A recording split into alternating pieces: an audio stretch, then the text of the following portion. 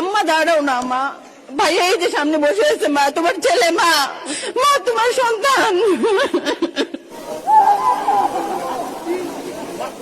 মা, মা গো প্লিজ তুমি যাও মা, সবাইকে কষ্ট দিও না মা।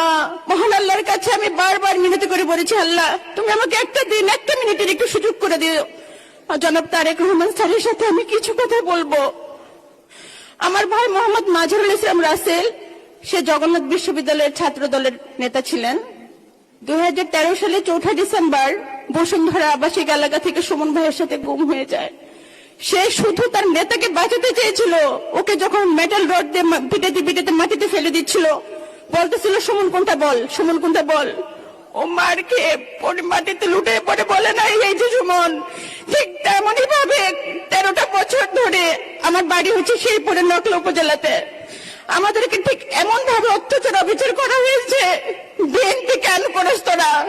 আমরা বিএনপি ছাড়ি নাই, আমরা ছেড়ে যাই নাই। আমার 2 ভাই 1 বোন। আমার শুধু একটা কথাই কানে বাজে, আমি যখন ছোট ছিলাম আমার ভাইয়ের সাথে আমার এতটা খুনসুটির একটা সম্পর্ক ছিল। আমি রাগ করলেও বলতো বাবার চোখের মনি নয়, ভাইয়ের সোনার খনি নয়, ভাইয়ের আদরের ছোট বোন। স্বাধীন বাংলাদেশে আমরা নিঃশ্বাস ফেলতেছি। আমি শুধু সেই দিনটার অপেক্ষায় আছি। এই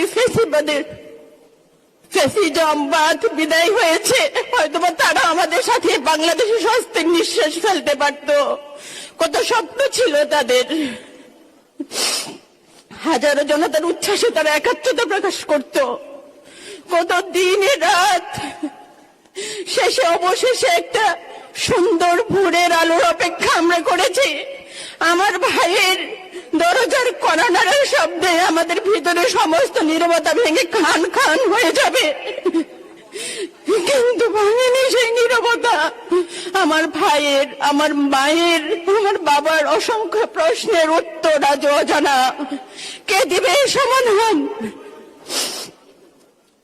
আমার ভাই 2013 সালের 4 ডিসেম্বর থেকে আমি ওকে খুঁজে খুঁজে রাস্তায়, বিভিন্ন প্রেস কনফারেন্সে, আমরা রাস্তা ছাড়ি নাই।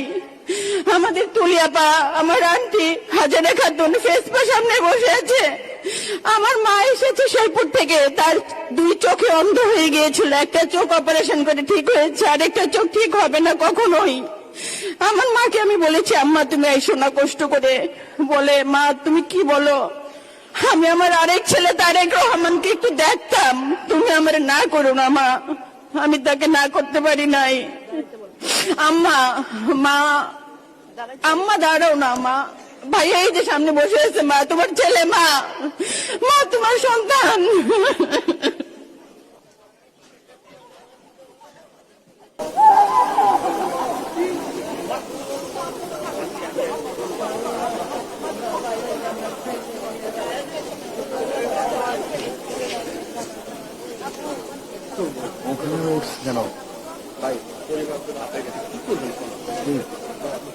আপনি বলেন।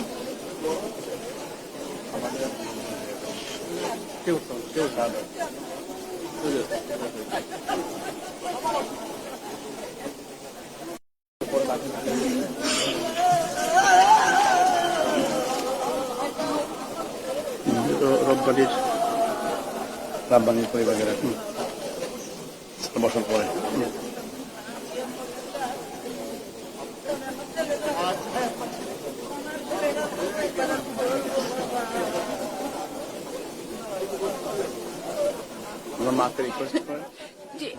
মা, মা গো প্লিজ তুমি যাও মা, সবাইকে কষ্ট দিও না মা।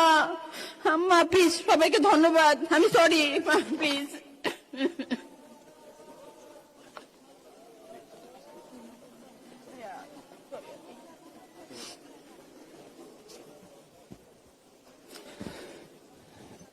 এইমাত্র একটি হৃদয় বিরল দৃশ্য দেখলাম। সবাই আমরা মর্মাহত।